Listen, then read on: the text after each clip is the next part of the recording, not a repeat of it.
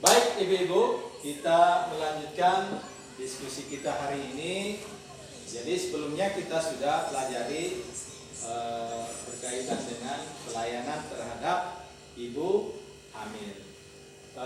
Kalau boleh kita bisa mengulangi kembali.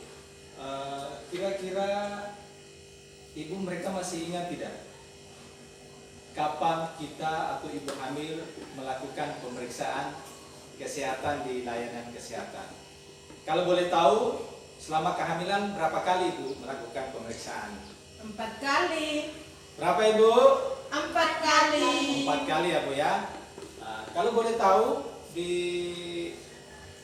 pemeriksaan pertama itu terjadi pada Umur Usia kandungan di bawah 3 bulan. Oke. Pemeriksaan kedua Umur kandungan kehamilan dari 4 sampai 6 bulan. Oke. Lalu pemeriksaan yang ketiga dan keempat di usia kehamilan berapa bu? Umur kandungan 7 sampai 9 bulan. Oke, terima kasih bu. Jadi ibu-ibu sudah tahu ya berapa kali kita melakukan pemeriksaan kehamilan di layanan kesehatan. Tapi apa dibolehkan kita harus melakukan pemeriksaan setiap bulan misalnya kalau ada kegiatan posyandu misalnya? Apa boleh tidak bu?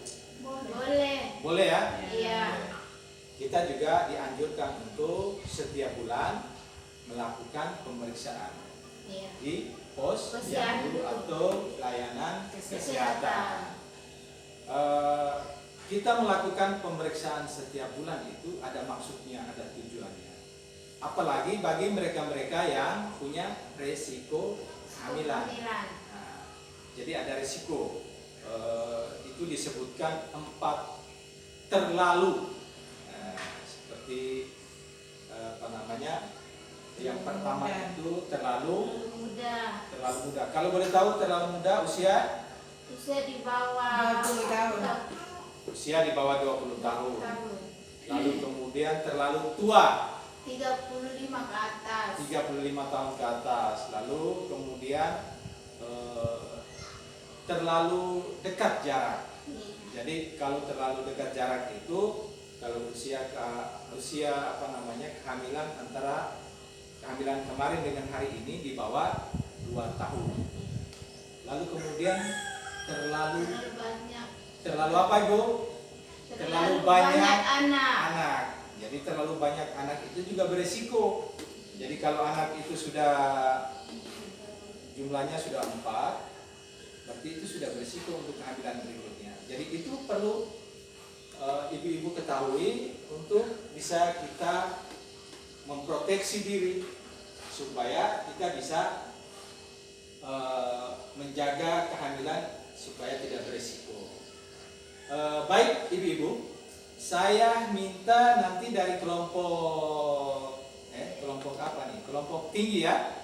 Jadi ada kelompok tinggi, kelompok sehat, dan kelompok cerdas. Saya minta nanti kelompok tinggi untuk bisa membacakan layanan kesehatan ibu hamil.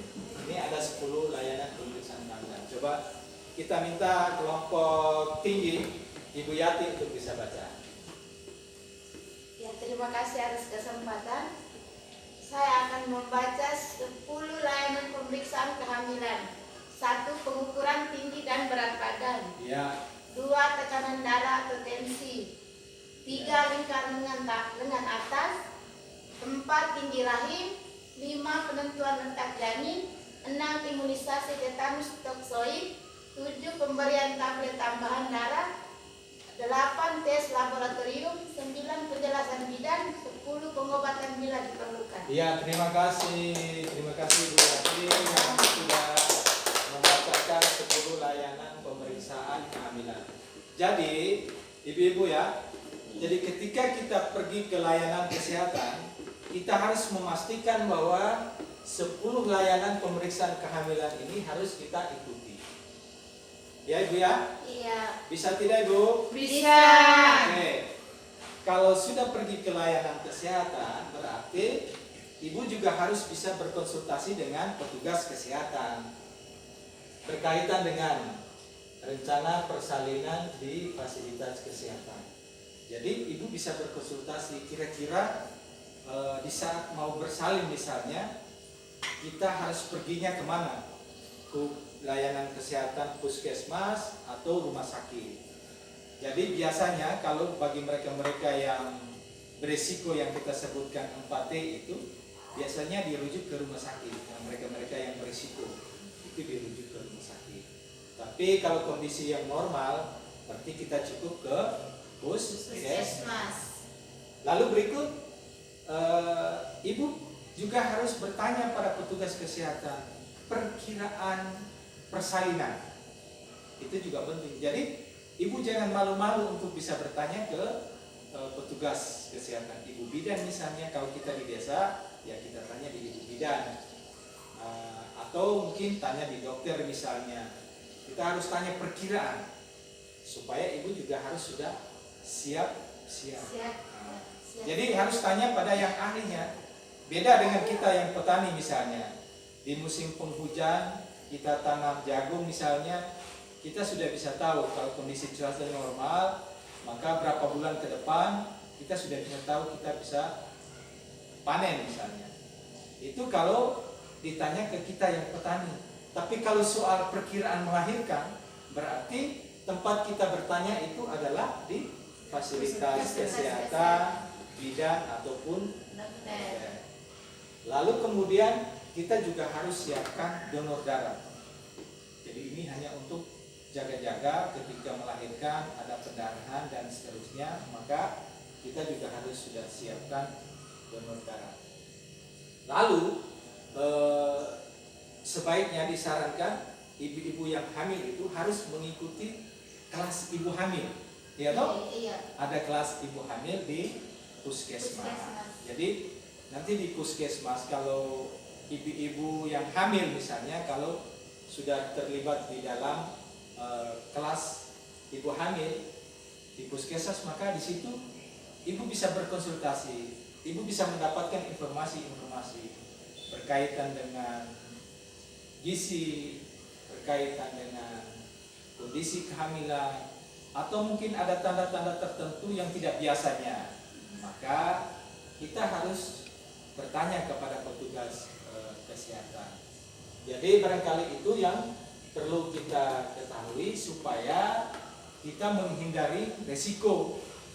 Jadi ini hanya untuk semata-mata keselamatan ibu dan bayi.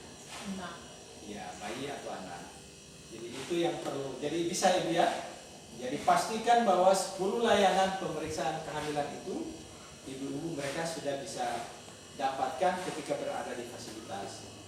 Dan dengan demikian maka kami berharap nanti setelah ini misalnya pulang ke rumah juga disampaikan ke keluarga misalnya. Bisa jadi bahwa hari ini kita tidak hamil, maka tugas kita juga perlu menyampaikan ke keluarga kita, tetangga kita yang sekarang sedang mengalami atau sedang dalam hamil, kondisi hamil, kita bisa menyampaikan informasi yang kita dapatkan hari ini. Baik ibu-ibu, terima kasih. Nanti kita akan melanjutkan materi selanjutnya. Terima kasih. Selamat pagi untuk kita semua. Tepuk tangan. Pagi.